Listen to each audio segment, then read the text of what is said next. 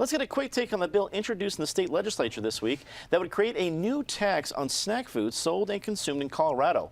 Dubbed the Funyun's tax, sponsors hope to cash in on Colorado's successful marijuana industry. Panic Calhoun from Westward. Yeah, I understand, I guess, the impetus here to cash in on the pot industry. It's not foreign to Colorado. I'm not sure if this is very fair. What do you think? Sure. I mean, if you are indulging in different vices, you are going to pay. You pay tax on the marijuana you buy. I mean, we're going to have $1 billion worth sold in Colorado this year. What I do think is wrong, though, is there is no reason to exempt Cheetos and Goldfish from this tax. If you apply it to one snack food, it should be applied to all. It does seem rife with unfairness. David Kopel from the Independence Institute and DU Law School. Is this a creative approach for the government to take advantage of a budding industry?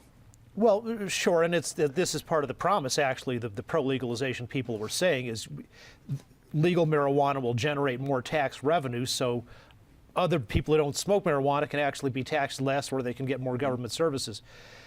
The legal question is, the argument is supposedly, because the marijuana legalization itself amended the Constitution to say that basically the state legislature can tax marijuana all at once and it doesn't need to go through the normal taxpayer's Bill of Rights request for permission. I don't agree with the proponents of the Funyun's tax that the legislature can impose this tax even though it's marijuana related. I think it should go to the voters, and I would certainly vote for it, but it's properly a voter decision. Ben Gelt, political activist, political consultant. It seems to me that Denverites make up a huge proportion of the pot consumers in Colorado. Is this targeting Denverites? Well, we do have about, I think, 44% of the dispensaries in the state. Mm-hmm. I think anytime a tax is leveled across the state, you're going to see more of it applied to the city of Denver, and I think it's perfectly fair to charge for these kinds of fatty snacks. And we have pot, people are wanting to eat more stuff, and we ought to derive some more tax revenue so we can pay for our schools and things like that.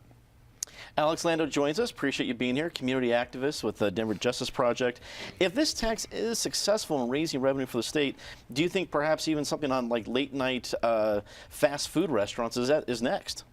I think you're absolutely right. It's a very slippery slope as to where the tax gets implemented. I also think that there are, if they're going to tax unhealthy food, then they should lower the price of healthy foods, vegetables and produce and things like that. A nice discount on kale. That'd be a good way to go. I like that.